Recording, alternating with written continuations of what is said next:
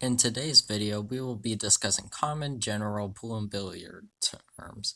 In the description of this video are terms that I am going over in the time in the video when I discuss it. So without further ado, let's get into the video. Starting off simply, we have the cue ball. The cue ball is typically a solid white ball that you use to sink object balls with. This is the only ball in which you should be making contact with your cue, hence the name cue ball, also known as white ball. Next up, we have the object ball. The object ball is the numbered ball on the table you are trying to pocket and or make contact with. In games such as 9-ball, the object ball is the lowest number ball on the table. In games like 8-ball, there isn't always a set object ball, but a set goal, which is to legally pocket the 8-ball only after having pocketed all of one's own group of balls. And now we have the money ball. The money ball is ultimately the ball that makes you a winner or a loser. In 9-ball, the money ball is the 9-ball, pocket it legally in any way, shape, or form, and victory is yours because you sank the money ball. In 8-ball, you must pocket all of your group of balls plus legally potting the 8-ball. As you would have probably guessed, the money ball is the 8-ball. See a pattern? And next we have scratchings. Pocketing the cue ball is often referred to as scratching. It is often counted as a foul and your opponent typically gets ball in hand. In games such as 9-ball, there are 3 foul rules, meaning if you foul 3 times in one rack, it is a loss of the rack. Be careful. And now we have a double kiss. A double kiss is a foul in pool and occurs when the cue hits the cue ball more than once. You should always be aware of potential double kisses and do your best to work around them. You can tell a double kiss because they have a very distinct sound.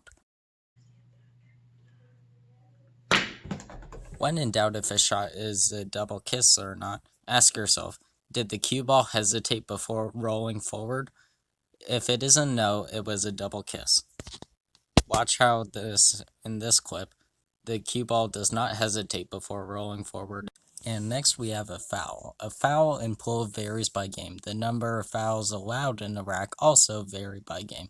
Common fouls across most games are scratching, failure to make contact with an object ball, double kissing, hitting object balls with your cue, or your body. No balls hitting the rail after contact. Not having a foot on the floor. And many more. Know the specific rules and fouls of the games you play. The next term we have is frozen. Frozen simply refers to something touching. In this photo, 2 object balls are touching. An important rule to know when the cue ball and an object ball are touching is that you're actually allowed to push through the shot. However, you want to get opponents and or referee confirmation before shooting the shot. You can hear the difference between a double kiss and a push shot.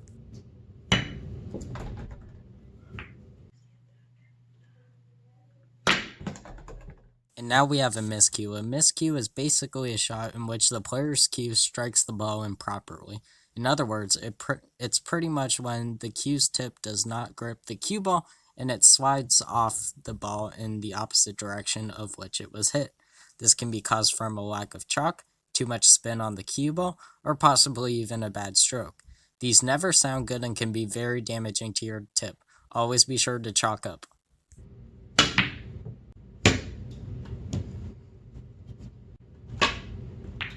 Moving on to chalk. Chalk is applied to the tip of a cue to prevent miscues. It is very important to always apply chalk whenever you put any sort of spin on the cue ball. Miscues can be extremely humiliating, so always chalk up. And now we have the rack. A rack can be 2 different things. The first is the physical object you use to rack the balls. There are wooden racks, plastic racks, metal racks, and there are also special types of racks that are actually templates that you lay down on the table and place the balls on top of. The other way rack is used is just a term for a game of pool. For instance, a rack of 8-ball is a game of 8-ball. In tournaments and matches, you need to win a certain number of racks to win the match. And the next term we have is going to be the break.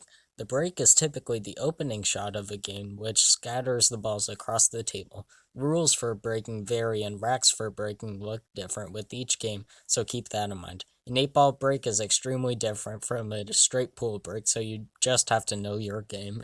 And now we have a diamond. On the rail behind the cushion are little dots or diamonds. These are there to help aiming and positional play.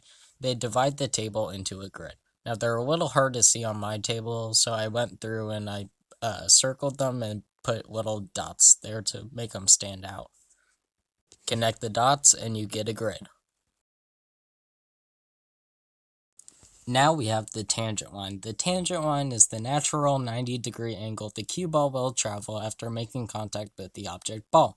How long the cue ball travels the tangent line is dependent upon where you hit the cue ball. First, I will show you how to measure the tangent line on this given shot. Note that I am going to hit this shot center ball. To begin, I look at the angle of which the object ball is to the pocket that I want to sink it in. This is where your 90-degree angle will dissect from. Next, you look at the right angle of which the cut to the corner pocket makes. As you can see, I'm predicting where the cue ball is going to hit the rail after it makes contact with the object ball and sinks it. I have marked where I predict the cue ball will hit with a cube of chalk for demonstration purposes. Now let's see the shot with the center ball hit.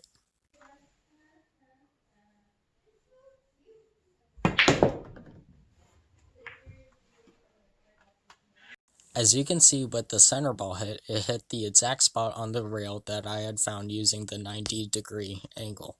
When you use topspin on the cue ball will briefly travel the tangent line and then go above the tangent line, so you can predict it would hit right around here.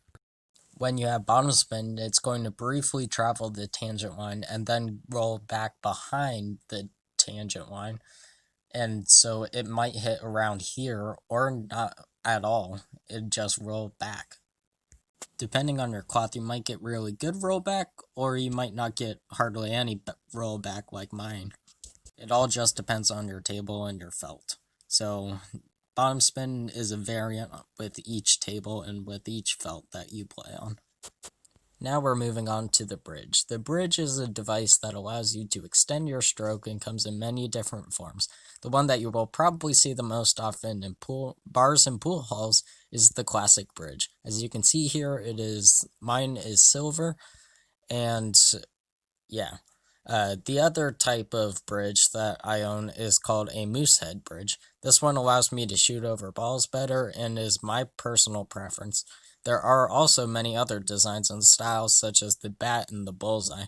There is also the Community View bridge, which I have never used, nor have I used a bat or bullseye bridge. I just know that they are out there and that they are options for you.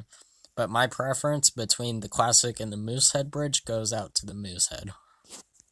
And now we have jump shots. Jump shots are legal in pools so long as they are executed properly and follow the rules of the game. A proper jump shot is executed by elevating the back of your cue to a certain degree, and you are basically delivering a short and fast poke which causes the cue ball to be driven into the table and pop back up over whatever. Note, I wouldn't recommend this shot to beginners as a lot can go wrong if done improperly. If you choose to perform one of these shots, you would want a jump cue. A jump cue is designed to execute these types of shots. They are shorter than a regular cue and have a harder tip designed specifically for jumping. Also, be sure you know your playing establishment's rules before you go performing these shots, as they are banned at many pool halls and bars. As you can see here, I am elevating the back of my cube properly. This is how you properly perform a jump shot. A scoop jump shot is where you scoop the cue ball up off the table. These shots are prohibited in pool and can rip up the felt, so please do not do this. Another type of shot that might be prohibited at your local pool hall or bar is a Masse shot. A Masse shot is a shot where the cue ball path is curved. Typically, the Masses are performed with elevation. A Masse cue, like a jump cue, are shorter, however they have a softer tip as to maximize spin. As you can see, I'm demonstrating what a Masse shot looks like, but my felt isn't that great, and I wouldn't be able to properly perform a Masse. Also, too, I don't own a Masse cue, so I wouldn't be able to properly execute one anyway. But you get the idea. Another term you should know is a runout. A runout is when one player breaks and runs an entire rack, typically without their opponent getting a turn. I don't have any footage of runouts, so I'm just demonstrating the last shot of an 8-ball rack. That could be from a runout. And the last term for today's video is going to be the lag. The lag in pool is a method of determining who will go first to break. With ball in hand behind the head string, the balls are shot at the same time down table, and you want your ball to come as close to the head cushion as possible without touching it. The player who comes closest to the head cushion without it touching wins the opening break. As you can see in this lag, the person shooting the striped ball wins the lag because they got it as close to the head cushion without touching. Thanks for watching. If you have a question or anything, feel free to drop it in the comments section down below. Have a nice day.